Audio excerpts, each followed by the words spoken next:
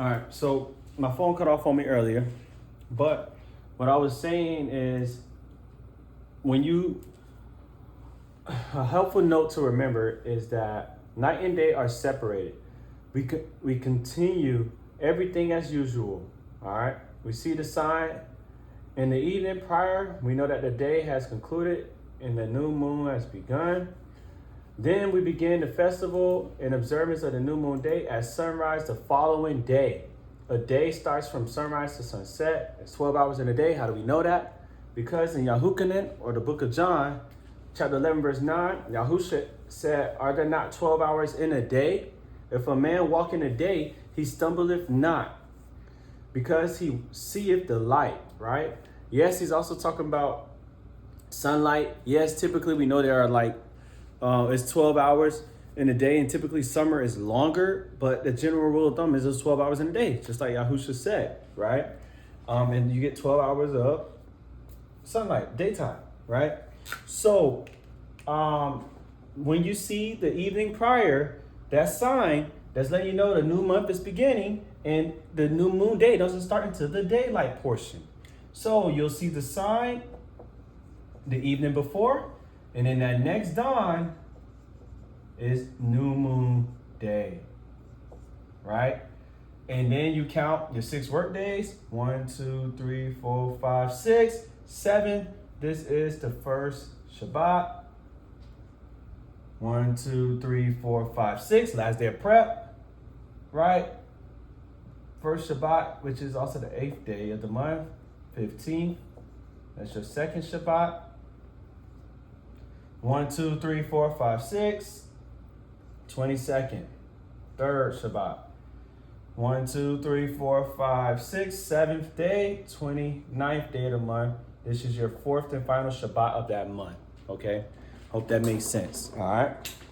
So as we continue on, all right, you see the sign, right? The moon gives a sign. She gives her sign, and then the next dawn begins new moon day. All right. That's the order of it. That's how I understand it to be, right? Enoch 72, verse 3 through 5. Every month at its exits and entrance, it becomes changed. Its periods are as the periods of the sun, and when in like manner its light is to exist, its light is a seventh portion from the light of the sun. Thus it rises and it commences towards the east, goes forth for 30 days. At that time it appears and becomes to you the beginning of the month. So when it appears, that's when you begin the beginning of the month. That's why I don't believe you can have a new moon day by an app projecting, oh, it's supposed to come tonight. That's new moon day. No, at the time as it appears, when you see it, right? If we had no apps, how would we know it's new moon day? We're going to see it, right? At that time as it appears to you, okay, that begins the beginning of the month. 30 days it is with the sun in its gate from which the sun goes forth, all right? That was from the book of Enoch.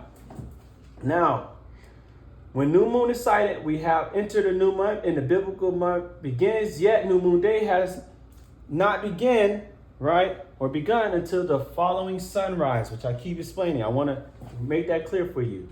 So here's a month breakdown. We get day 1, and that's what I put here. Moon equals month. Might as well get that, registered with you. So we get a breakdown. Day 1. Day 1 is new moon day. I'm gonna just abbreviate it. That's of the month, the monthly breakdown, right? Then we get day 8. This is first 7th day Sabbath. Day 15 of the month. This is the second Sabbath, always. Day 22, you got it, third Sabbath. And then we get day 29 of the month is your 4th Shabbat or Sabbath. All right, I'm gonna leave that up there. Part in the hand right there, that says new moon day. I'm putting it abbreviated because I wanna make this nice and concise for you all. But I hope that breakdown is clear to see, right? We got day 1, new moon day, day 8. That's the first Sabbath, day 15, second, day 22nd, and day 29.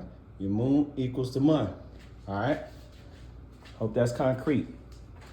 So on day 8, you'll usually see a half moon. Okay. The moon light rises and shines just like how we read the Hebrew language, the letters. It's from right to left. English is left to right, but it's from right to left. So it's the moon, her light rises from right to left. So that's how we know, and we call that waxing is when it rises and waning is when the moon is going down. So you have a half moon. All right. That's usually on the 8th day. You get approximately 50%. Okay. Then you'll have on the 15th, you'll usually see a full moon. You should see a full moon. And then on the third Sabbath, you should have another half. This is when it's waning. And then on the 4th Shabbat, this is where you'll either have no visible light, or at the end of the conclusion, you'll see the sliver. All right. On the 4th Shabbat, you either have no light, or you'll see that sliver come about, letting you know tomorrow begins new moon day. So on a month like that, it's 29 days in that month. And the next Shabbat, the next day is new moon day. But if you don't see any light, no sliver reports either, because maybe your friend's like, hey, I didn't see the new moon. And it's just no moon shown, just darkness out there on evening. That means there's going to be a 30th day. And on that 30th day of that month, you will, in fact, see that sliver, or someone who you help spotting the new moon with. All right. So you're either going to have no, or you're going to see it appear. Right. So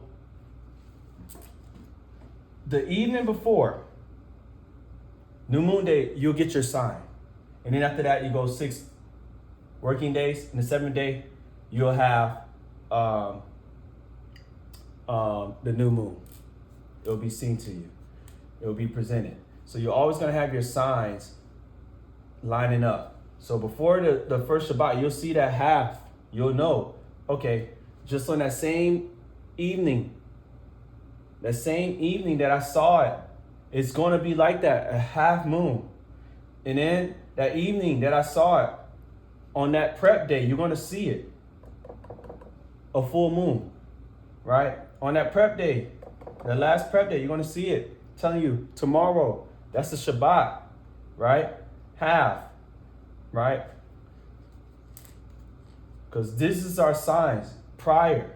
He's giving us the sign of prep to let us know, okay, tomorrow's a Shabbat, which you've already been counting. So you're going to go out there on the 6th day and be like, all right, that moon is split half. I advise going out with your naked eye, because it's usually more